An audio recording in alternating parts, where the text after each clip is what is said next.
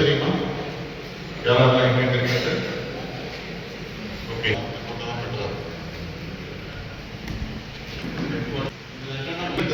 சொல்லிட்டாங்க.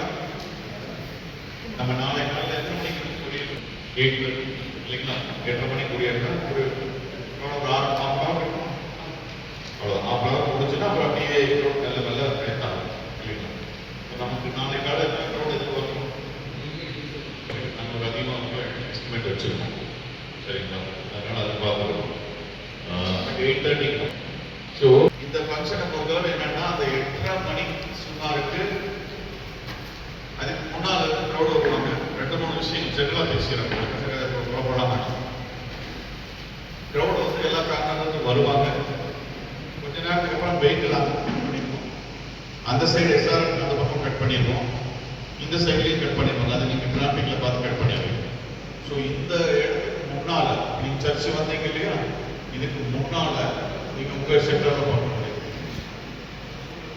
ஸ்கூல்ல இருந்து ஃபாதர் பிஷப் இருப்பாங்க, ஒரு ஃபாதர்ஸ் நிறைய ஃபாதர்ஸ் இருப்பாங்க.